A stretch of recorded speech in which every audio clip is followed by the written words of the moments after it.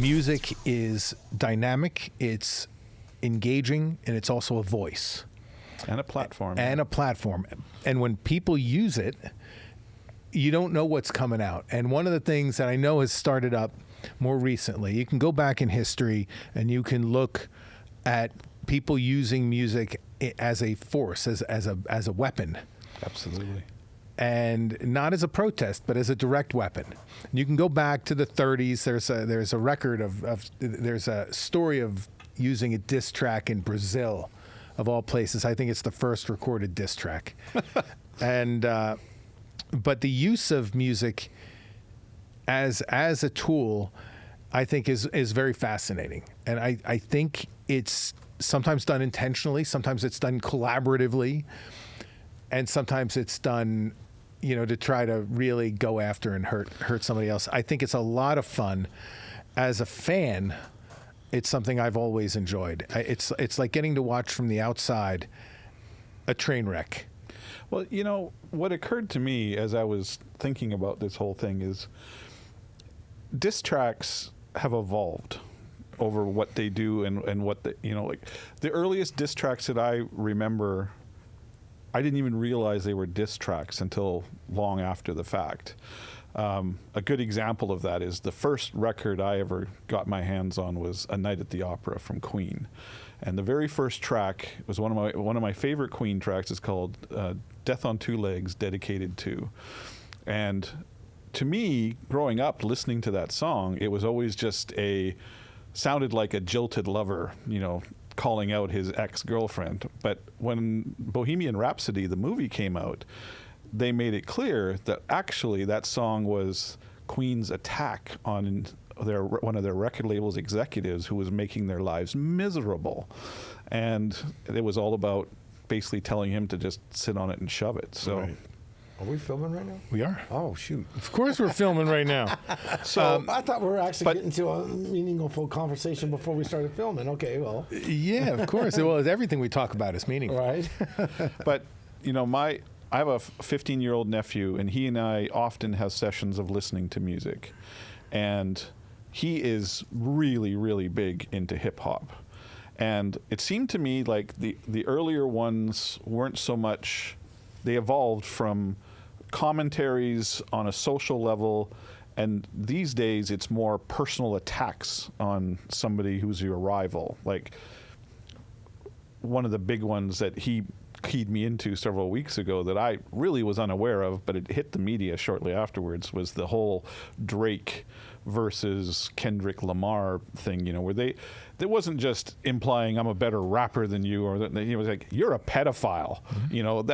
That's getting pretty hardcore. And when both of them are on the same label, and one of them sues the label because they're promoting this record, which is basically hurting his brand, it's getting out of control, But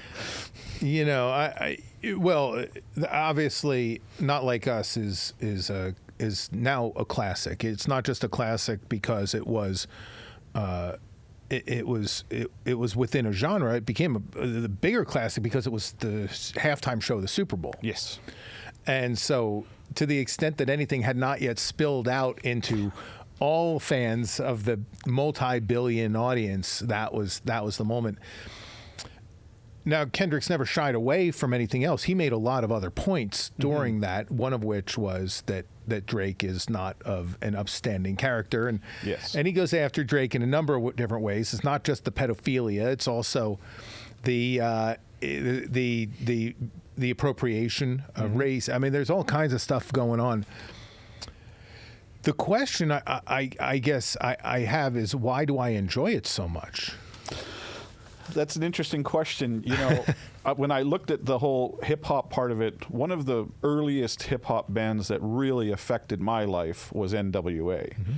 And I think that you could argue that they are one of the most influential if you consider the components of, like, all the component members and what they've gone on to do afterwards.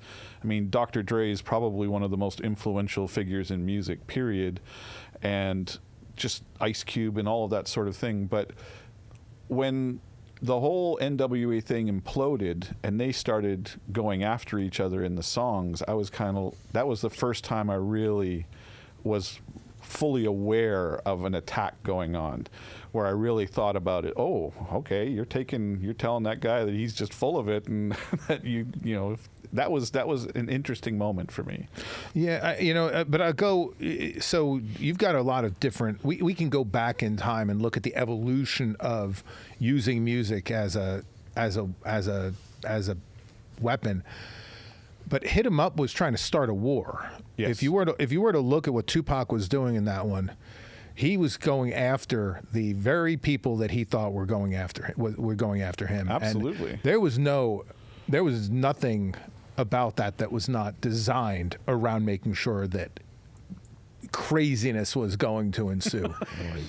And it's vicious. It's not my all-time favorite of the diss tracks, but from an impact standpoint of what that song ended up doing, if in fact it did result in the hits, hits meaning, hits, it definitely, struck a nerve. Oh, big time. Yeah, well, it's these attacks that when they become less veiled, it seems to become less and less veiled as we've gone along in the history of music. I think back to the earlier parts of hip hop. I was really liked an artist named Kool Moe Dee, and there was a real rivalry between him and LL Cool J, and Kool Moe Dee actually wrote a song called "How Do You Like Me Now," which was basically taking the piss on all over LL Cool J, and that became a big hit song for him too, which is also an interesting aspect of this. Like when one of these diss tracks becomes big, like you said with the Kendrick Lamar song, that multiplies the impact exponentially of what's being said. And a lot of things they say in these things you'd think would be legally actionable, And of course it tried it with the Kendrick Lamar thing, but it got thrown out of court. So art is art. You and I have talked about the film festival, the media stuff I'm starting, yes. And the whole premise is freedom. It's freedom of speech. It's the Irreverent Media Awards. By the way, the Irreverent Media Awards coming to you soon. It's designed around saying these artists need to be protected, and so I firmly believe that we should not be suing people over what people decide to put in lyrics. And I enjoy it. It's entertainment. Olivia Rodrigo and going, with Sabrina Carpenter, and they're going after each other over the love triangle, or all of Taylor Swift's many diss songs. Oh my gosh. There are so many opportunities to use music, but you can go back. The Beatles had classic diss tracks against each other. When that band was breaking up, when the Beatles was breaking up, John and Paul were in court, and Paul won. And when John, and of course Paul had, I think, the first of the diss tracks, but then John followed it up with "How Do You Sleep?" Yeah. And there's too many people Paul did first. Too many, exactly, too many people, and then "How Do You Sleep?" And that was the official dissolving of the Beatles, that lawsuit that he won. But it kept going. When Lennon went into the press and basically said that all McCartney did was write silly little love songs, and then so what did McCartney do? He wrote a song which became a massive hit for him called "Silly Little Love Songs." So yeah, the two of them back and forth, I don't know how many times, but some great songs came out of it. You can't deny that, Driver's License from Olivia Rodrigo. Now, I'm not supposed to maybe love Driver's License because I'm older than my daughter. Of course, how are you not older than your daughter? But I'm older than my daughter's age, right. and that was for her. But oh my God, what a great song! Yes, an absolutely incredible song, and Sabrina's follow-up with "Skin." Fantastic lyrics about how, letting somebody under your skin or not letting somebody under your skin. It's an amazing piece of writing. And going back through the years with Carly Simon and You're So Vain. You're So Vain, I mean, that was yeah. one of the best ever diss tracks where nobody actually knew really. I mean, could have been Warren Beatty. Could have. Well, she's come out and said it was him. Yeah, but she said it was two others also. Yeah, and, two unknown guys. Yeah. I think for years everybody thought, or everybody, I don't know who. I can't speak for everybody, but I can say that many people thought it was James Taylor. Oh. And others. So, I mean, who knows what that diss track was about? But here you have one of the top hits of all of music history. So there was one that I came upon in my thought process for this conversation, which I thought, is this technically a diss track? And I think it is. And that is, it's quite famous that when Bob Dylan made the transition from acoustic guitars to electric guitars, there was a lot of unhappy people. They really thought he was a sellout and all that sort of thing. And then he wrote Positively 4th Street, which I think was an open, F you to all those people who treated him like that and came after him for doing that. Ultimately, he was proven to be right, but do you think that was a diss track? Well, it certainly was going after a population, so he's dissing a lot of people as opposed to one. Well, and it rings true to, or rings back to what we talked about in our very first episode, where we said that the people who got there first are always going to be mad at the people who got there second. And Bob Dylan's fans got there first, who loved the acoustic guitar, and they were pissed at any changes that he made, and so Bob made a point to say, "Fuck you. I'm going to evolve, whether you want me to evolve or not." Right. Yeah. And so I don't know necessarily whether that was a diss track, in the literal sense of the word, or if it was a screw the world. I'm me, you're you, and you do what you do, and I'm going to do what I do. We talked a little bit about hip hop and a little bit about what came before that, but I think that in the 70s, when we started the punk movement, there was a lot of really interesting diss tracks that came out of that. I mean, one of the most controversial bands was the Sex Pistols. And for a band that only ever put one record out, there's two solid diss tracks on that album. The first thing was, there was always this, early in the punk scene, there was this big rivalry, New York versus London. Who were the real punks? Was it the people in London, or was it the New Yorkers? And New York Dolls were always very vocal about the Sex Pistols being posers, basically, and Johnny Rotten wasn't going to stand for that. So he wrote, the song New York, that was a direct attack on the New York Dolls.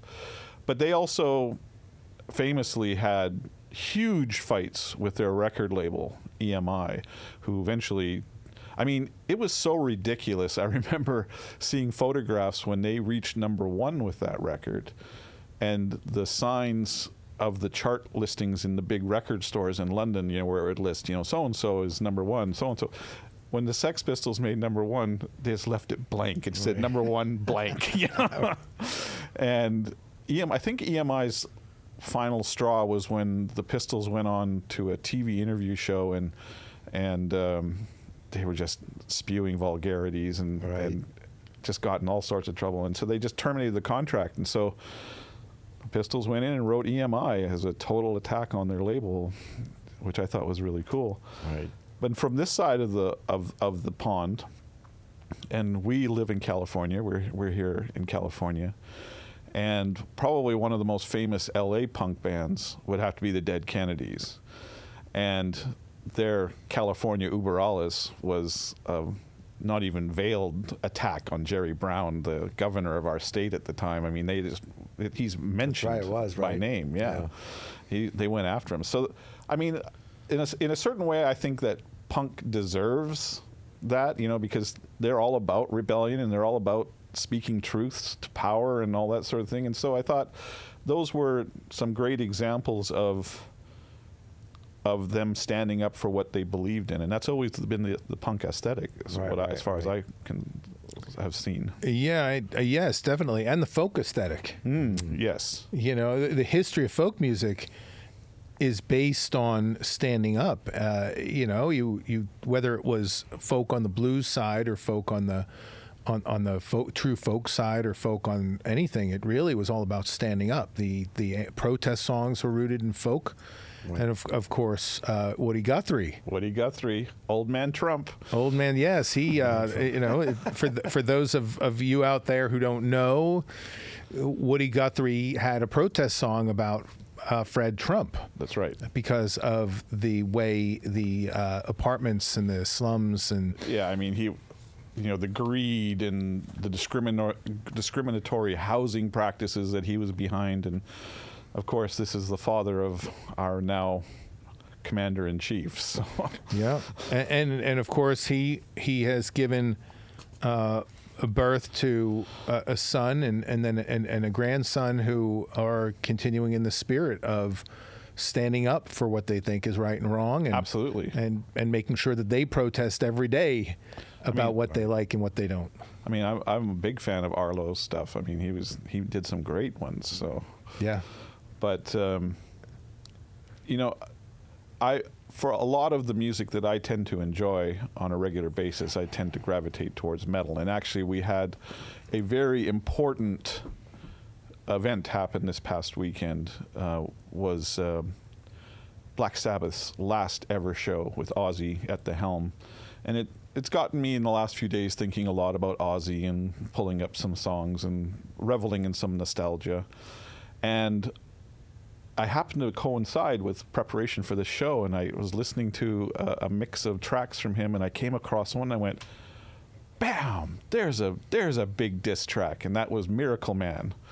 Remember when he went after Jimmy Swaggart and that thing about being such a cash-hungry, fake evangelist kind of thing? That was pretty powerful, and that was a big hit for Ozzy too. Mm-hmm. Right. So yeah. So I digress. Well, I want to digress a little bit with this conversation because, okay, what is your definition of a diss track? Like, I would imagine it's when you're using music as a platform in order to go after somebody. Right.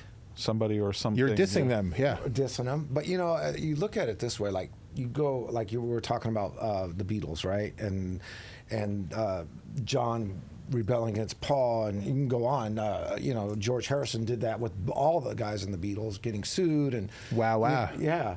But you know what? It's kind of like I don't know, proper way of saying it. It's just a way artists create, right? Because you can go on. I'm looking at the list as you guys are talking about this, and you're looking at people that like caused harm for diss tracks. Like you think about the Tupac Shakur, thing. It caused death, amongst East and West Coast, just for dissing somebody.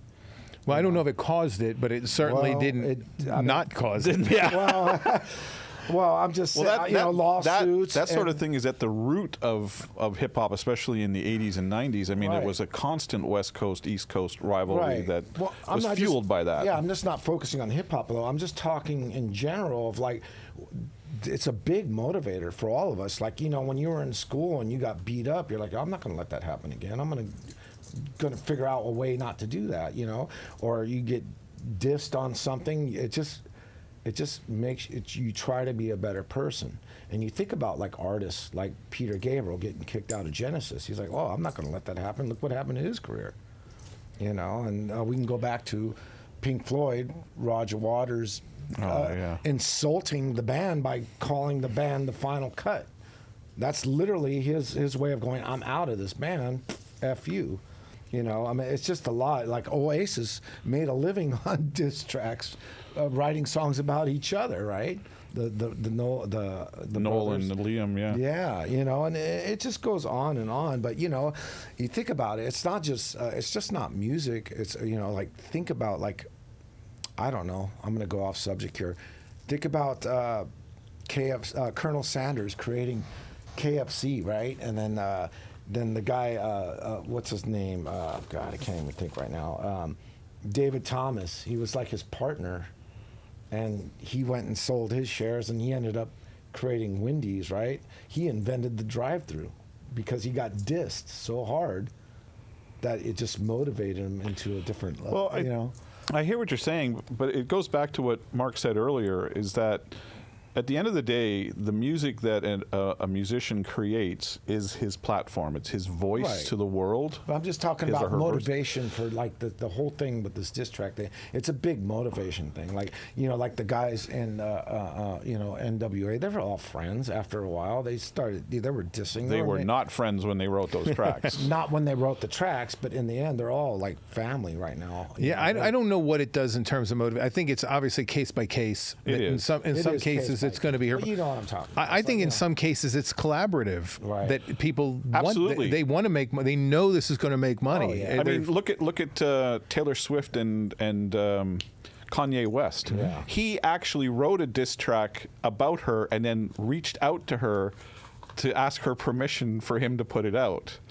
And she let him put it out. I mean, there's recordings of their telephone call. yeah. Although there is dispute There after, is. Right. There's whether or not it all played out the way Kanye Pitched it to pitched her. it, Right. but of course there is a tape recording of that, and Yeah. right.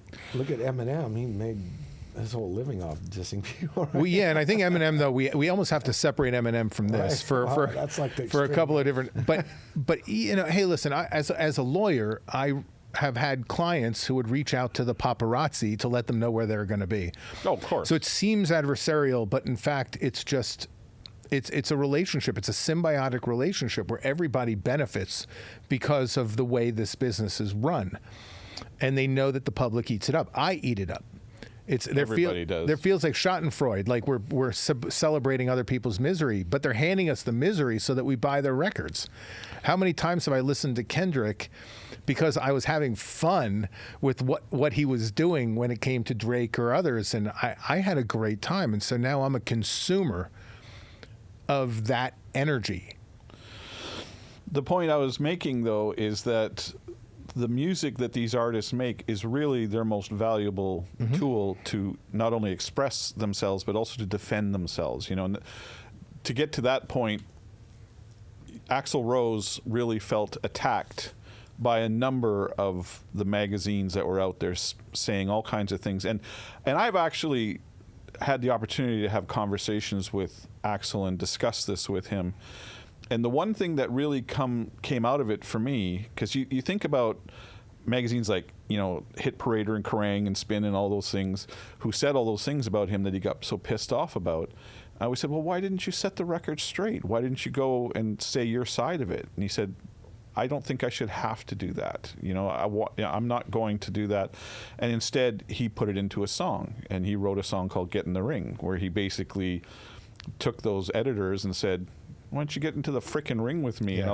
and we'll settle it that way, So I also, from what I understand, he also that was kind of a song that he written for Slash too, because they were fighting at the time too. So probably, he's kind of. probably. I mean, I might be mistaken, but I'm pretty sure it was. They were kind of getting feuded about something, and he kind of threw him.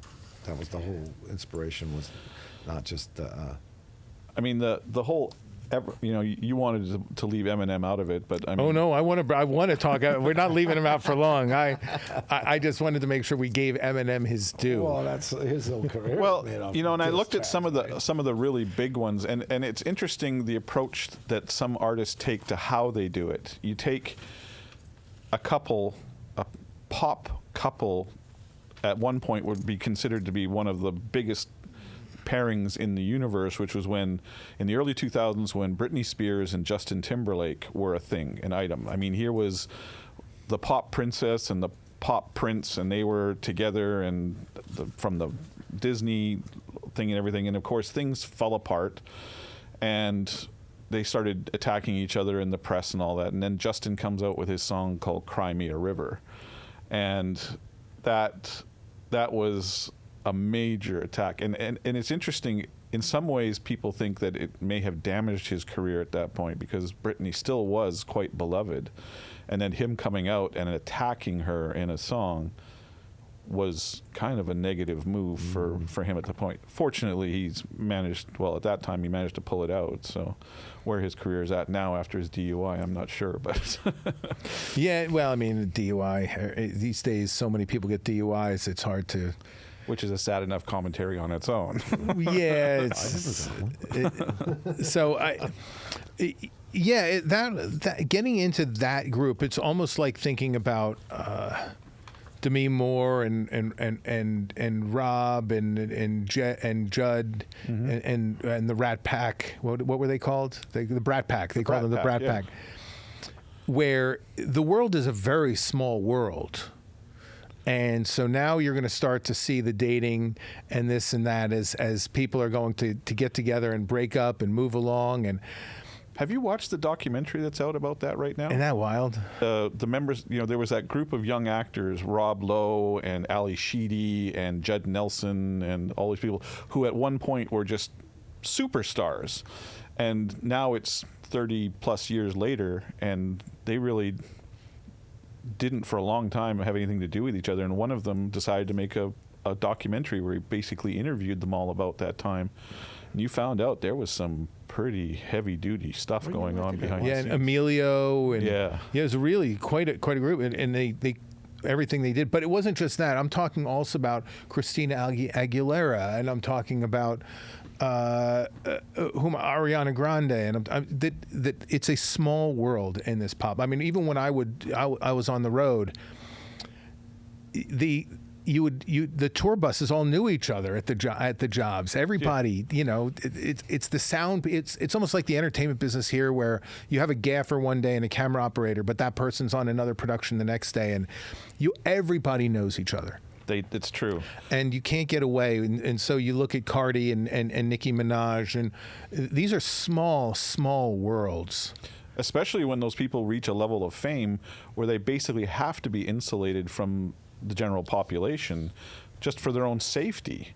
And so they, by the very nature of it, they don't really interact with an awful lot of different people. Like Taylor Swift, the amount of money that she has to spend to go anywhere on security and all that stuff. I mean, you read reports about when she wants to go to dinner with her boyfriend, she's gone into restaurants, paid everybody's tab, and gotten them to leave so they could just eat alone and be left alone. I mean, that kind of insulation is going to have a detrimental effect on your social interactions. It just has to. Right, and the circle gets smaller, and it really does. And so, but now now I think I'm going to throw Eminem into the mix because M never really seemed. Again, I don't want to be. I've never been a fan of commentators who like to think they know stuff. And I'm definitely not M's friend, and I can't say that I know stuff, but I could tell you what I think, which is, apart from the fact that I'm a massive Eminem fan, and I think his diss tracks are almost second to none. I mean, you can look at many others that were great, but when I look at the more modern song Superman, or I look back at Slim Shady when he's going after Aguilera and Britney, and Fred, and he's talking about Fred Durst, who's getting a little special deal out of that. I was particularly taken with his back and forth with Everlast. So. With Everlast, and look at what he did to what's his name was Benzino. Nail in the Coffin is the most vicious diss track I think that has ever existed. Benzino made a mistake by going after M, and Eminem's response went after every part of who he was. Talk about being incredibly aggressive. Yep. It's an incredible song. And there's, I think, a reason why Benzino, in his state of probably alcohol-infused drama, decided to break down in tears over this, saying 30 years later, or not 30 years later, but years later, he couldn't escape people still talking about this diss track. But M stayed on the outside of the circle. Mm-hmm. And so when hip-hop was going after each other, Eminem was commenting on hip-hop, or he was commenting on Diddy, or he was commenting on whatever. And as a result, I think history is telling us that he had a unique insight. R-A-P-E-R, did he leave out a P, did he? The insight the precision of the diss is magical. Yeah. He's an incredible talent when it comes to lyrics. He's an absolute genius when it comes to that, and his body of work has proved that over and over and over. There's a reason he's the most successful hip-hop artist in history. So. And there's a reason why people do not want to diss Eminem anymore unless they know it, unless they want to sell more albums and go after it. But, you know... But that's his thing, man. He's like the pop version of dissing, right? He made a staple of that. Like music in general, like you think about war, you know, songs about war, you think about songs about a lot of things. It's all dissing, right? But he's made it very obvious that he's going to blatantly pick something out that he does not like or does not like about that person and make sure that you know who that person is, even if you don't know who that person is.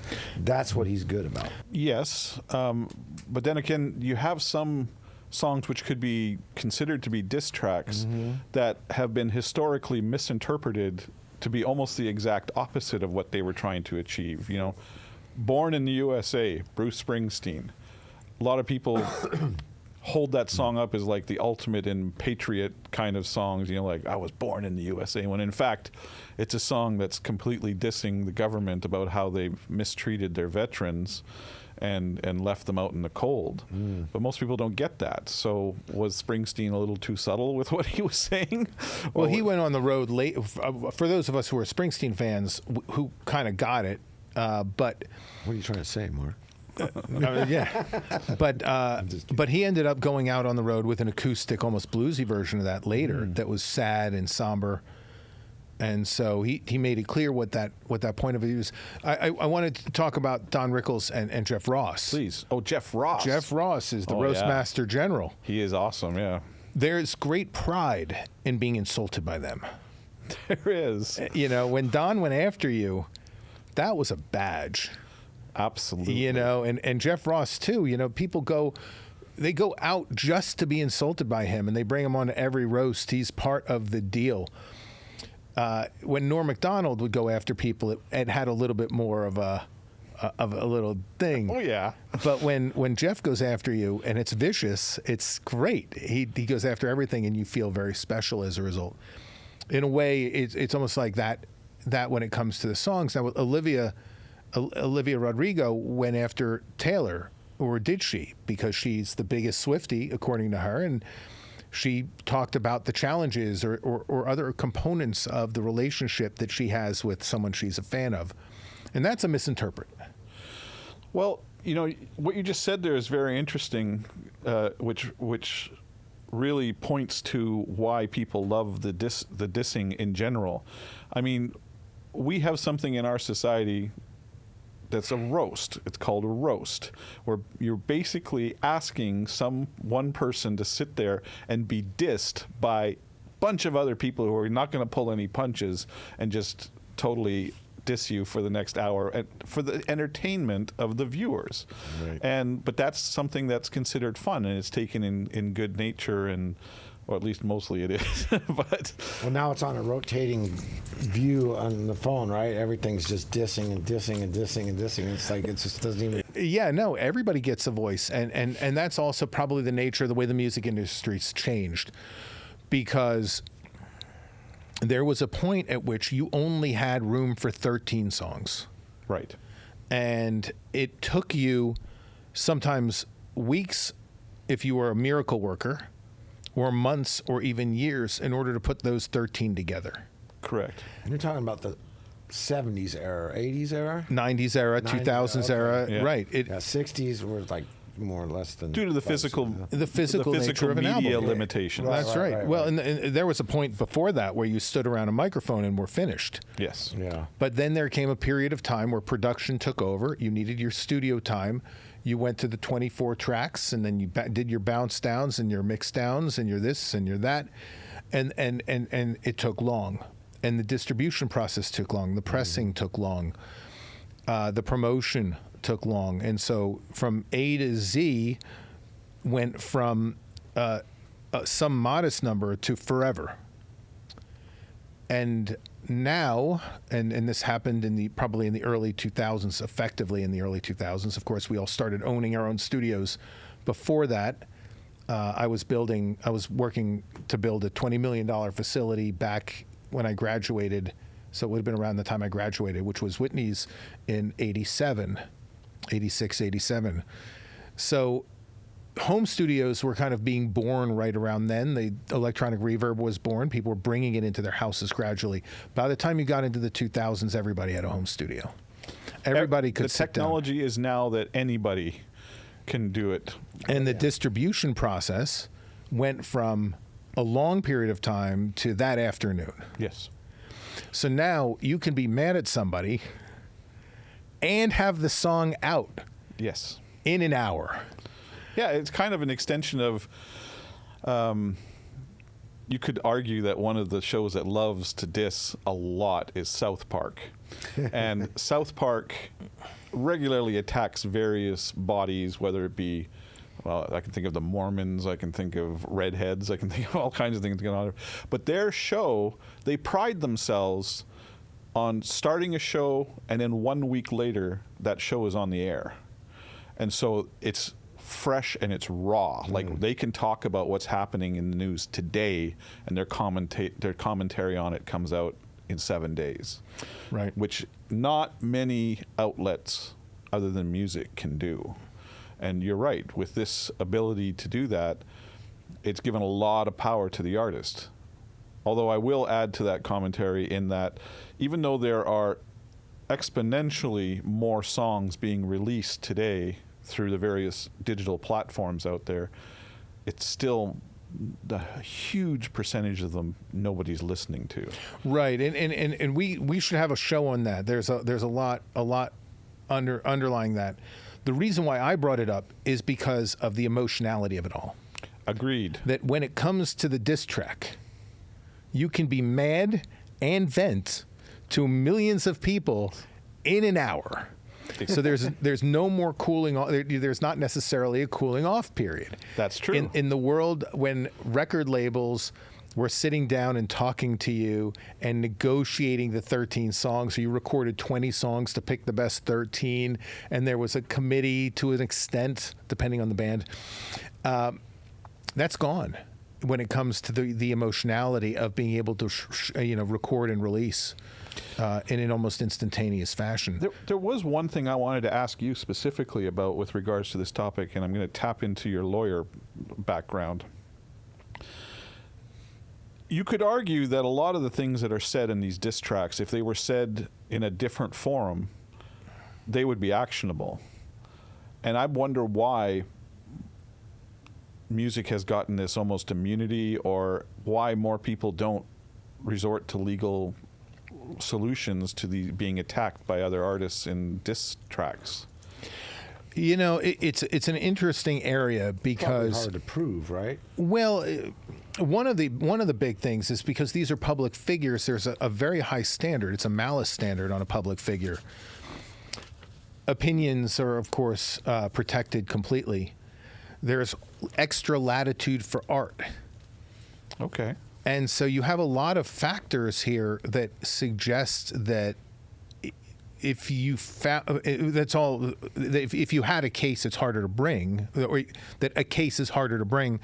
Secondly, you still have the requirement that you show damages, that you prove loss of income that is related to the dissing, then the defamation claim. I guess to a certain degree, part and parcel of accepting the positives of fame is you got to take what comes with it. And so if you become the object of a diss attack, for lack of a better term, that's just part of the game. Right. But you're not. But I think to jump and say that part of the game is to be defamed, people to be able to make up lies about you and spread them. I don't think that that's necessarily part of the game. But the law has protected. The law protects private citizens more than it protects public people. It recognizes that there's going to be commentary on public figures. It set a much higher standard. It says that it has to be intentionally defamatory or intentionally incorrect. You see, this is why I got confused about the Drake-Kendrick Lamar thing. I mean, we know in our society, even just being accused of pedophilia leaves you with a stain. Even if you are ultimately exonerated, it's going to leave a stain. Yeah. And that was a pretty heavy-duty accusation to make, and really not have any consequences of doing it. Like, there's no standard of proof or anything like that. He just says, you're a pedophile. The number one consequence is, man, did he sell tracks. He did. Very cool. It depends on whether, if you were going to get purely into the legal argument of it all, it would depend on whether or not he had a reasonable belief. Because again, it's a malice standard. Okay. It's a higher standard. A private citizen, way lower standard. But here now you must actually, if you believe that that's the case, there's something reasonable about that. It's not necessarily malicious. Mm-hmm. And without the ability to do that, you get latitude. Careful what you wish for. Now, one of the other components of this, of course, we don't want to get too much into the law, but one of the other components is that in the event you get sued, truth is a defense. And the other side does get to have their interrogatories and their depositions and their discovery. And you do have the risk that more bad stuff's going to come about. And so there's supposed to be a disincentive to have everybody go after each other. Right. But I think that's sort of the legal background, and there have been lawsuits on this. Yeah. But are you familiar with the Robin Thicke and Pharrell Williams? The song "Blurred Lines." Of course, that was a big one. That was a big one. Yeah. Yeah, resulted in a lawsuit with Martin Gaye's estate. That's right. Well, but that lawsuit related to copyright infringement. That was not a diss track. Yeah, that was not a. But he said some pretty crazy things in that song. You broke it down, you danced to it. Everyone danced to it. Everyone was digging it. Right. But nobody really listened. Very few people listened to the words. But when you did, you realized, like, damn. Pharrell had to fork out a bunch of money for that one. Yeah. When it was, when they lost that copyright. But that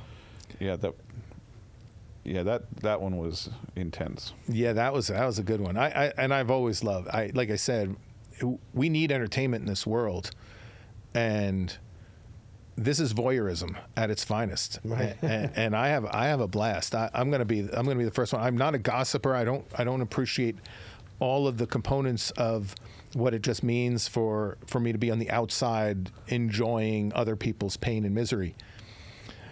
But some of these songs are great. They are.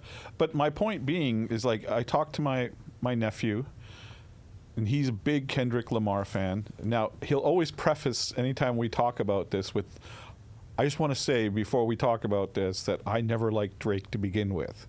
But, he, based purely on that song, believes that Drake is a pedophile. And that is a serious thing to be accused of.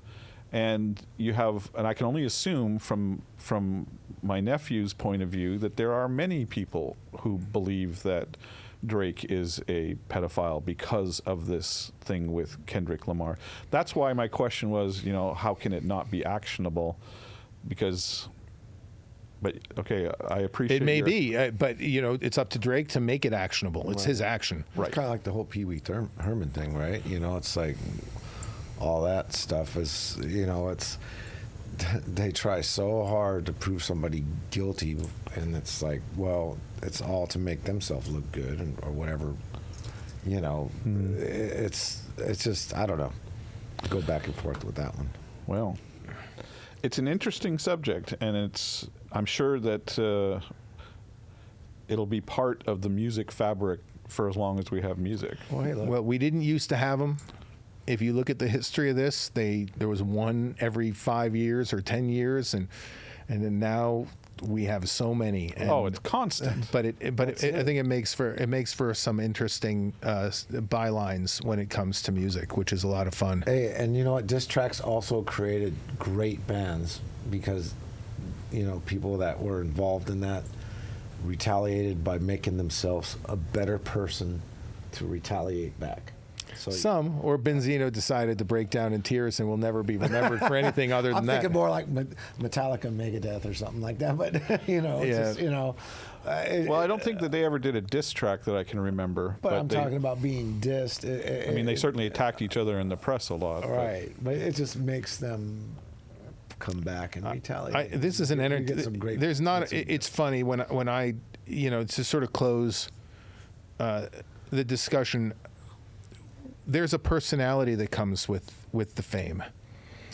Most people who walk into this studio are out there, meaning they're out. They are bigger personalities. They engage this stuff more. Every so often, we've had a comedian come in last week who was the opposite. But most people who come in, this is their living.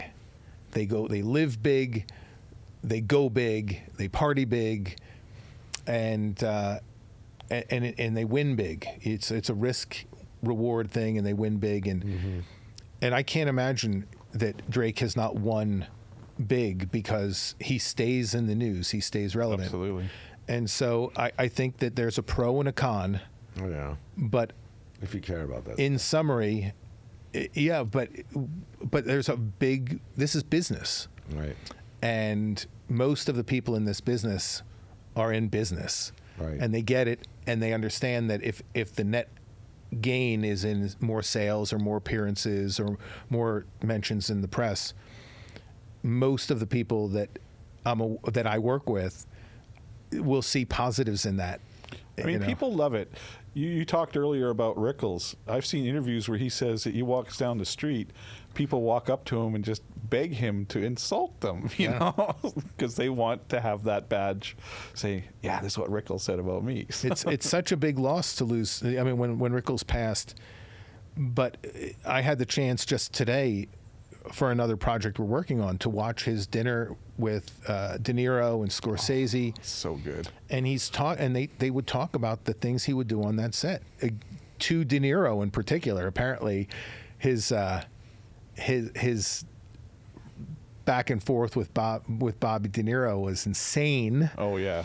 And would give him a very hard time about the lines and things like that. And yeah, it's the stuff that stories are made from, and legacies and legends are made from. He's just so sharp and so on it. You know, it was such a pleasure. So, well, thank you guys very much for sitting around and talking about insulting people. That was fun. That's what it's maybe we'll start a diss show. We'll lay the white noise on you. All right. So I got some good ones.